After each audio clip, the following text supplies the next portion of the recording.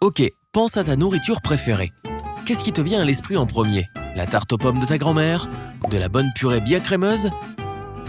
Une part de pizza avec un supplément fromage?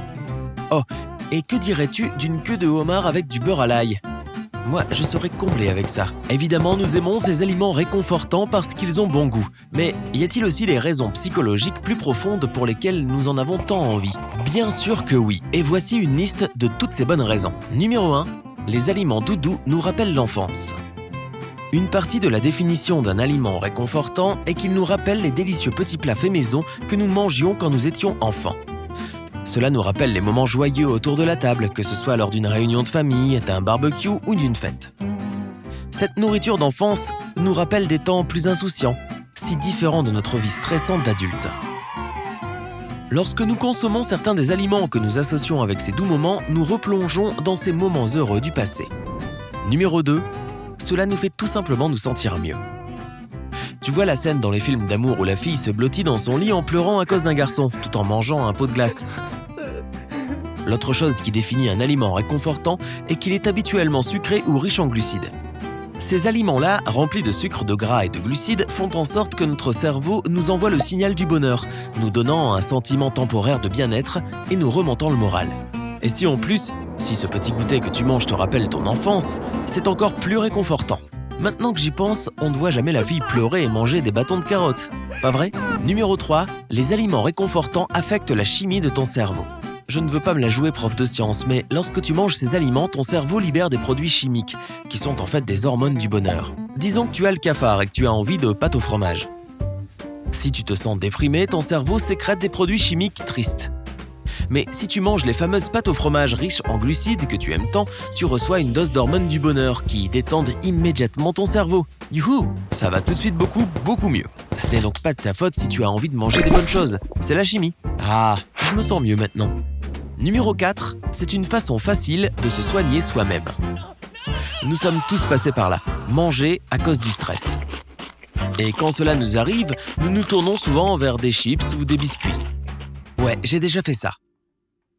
C'est quand nous ressentons des émotions négatives que nous avons le plus besoin de nourriture réconfortante. Le problème, c'est que la tentation est grande de nous mettre trop souvent à penser « Ah, je traverse une période difficile, je mérite vraiment cette gaufre ». Attention, ce genre de pensée peut conduire à un cycle malsain de suralimentation.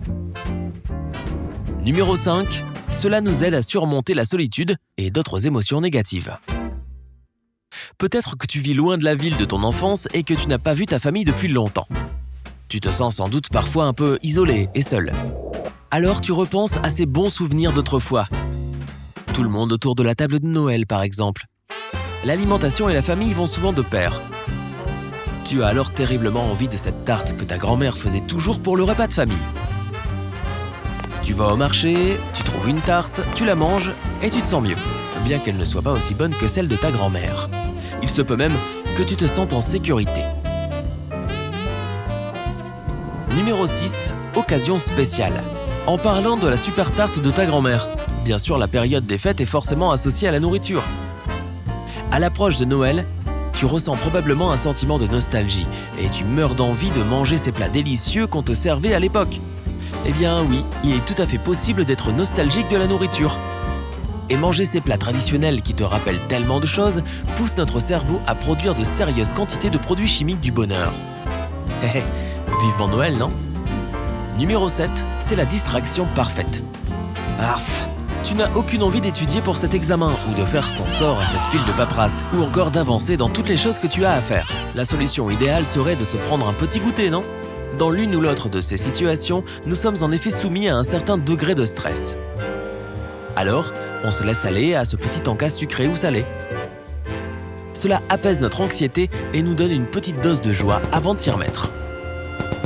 Numéro 8, l'odeur des aliments réconfortants est partout. Nos sens de l'odorat et du goût sont évidemment intimement liés.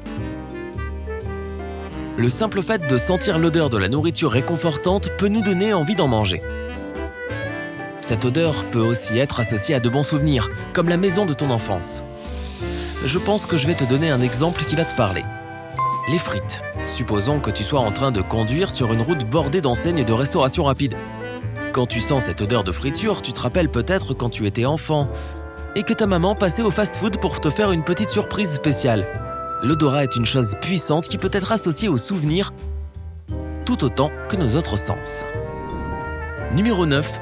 Nous associons les aliments réconfortants aux relations.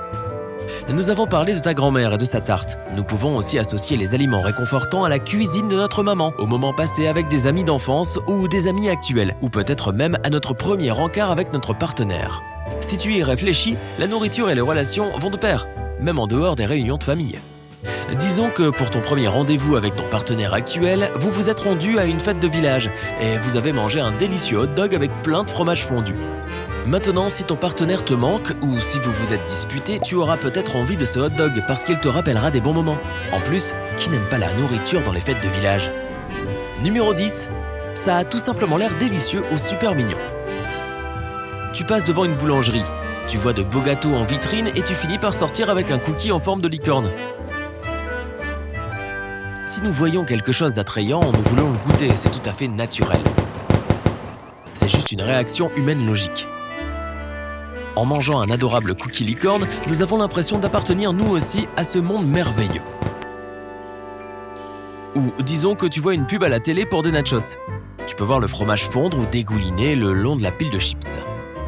Tu vois une magnifique viande qui fume et des légumes qui ont l'air tout simplement délicieux, eux aussi. Ça te met l'eau à la bouche, pas vrai? Notre sens de la vue joue un grand rôle dans le choix des aliments que nous voulons manger. L'apparence des aliments réconfortants peut déclencher une envie irrésistible d'en manger. Numéro 11. Les aliments réconfortants font partie de notre culture. Chaque culture a ses propres aliments réconfortants. Et pour chacun d'entre nous, ils sont une part de notre identité.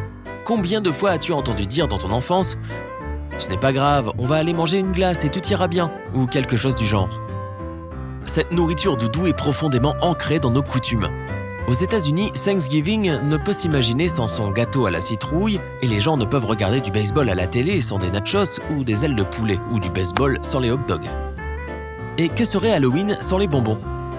Au-delà de ça, n'avons-nous pas tous de bons souvenirs de ces moments-là et ne voulons-nous pas les transmettre à nos propres enfants? La nourriture de réconfort est juste une partie délicieuse de la vie. Ça y est, maintenant j'ai faim. Il faut cependant être prudent. Les envies de se jeter sur ce type de nourriture peuvent conduire à une mauvaise alimentation et à une prise de poids. C'est là que le vieil adage « point trop n'en faut » s'applique. Si tu as envie d'un aliment réconfortant, prends du recul une seconde. As-tu vraiment faim? Ou veux-tu juste ce gâteau ou ces chips parce que tu t'ennuies, que tu te sens mal ou que tu es stressé? Essaie plutôt de boire de l'eau ou de prendre un goûter sain. Ou canalise tes sentiments d'une manière constructive. Va courir, sors ton chien, appelle un ami. C'est la meilleure manière de ne pas être embarqué dans un cycle malsain. Que tu aies envie de te faire plaisir de temps en temps, c'est tout à fait normal. Rappelle-toi simplement que tout est bon, mais avec modération. Maintenant, c'est ton tour. Quels sont tes aliments réconfortants préférés et pourquoi? Fais-moi savoir dans les commentaires ci-dessous. Si tu as appris quelque chose aujourd'hui, clique sur j'aime sous la vidéo et partage-la avec tes amis. Mais attends, ne te précipite pas encore vers ton frigo, nous avons plus de 2000 vidéos cool à te montrer. Il te suffit de cliquer à gauche ou à droite pour en profiter. Souviens-toi de prendre la vie côté sympa.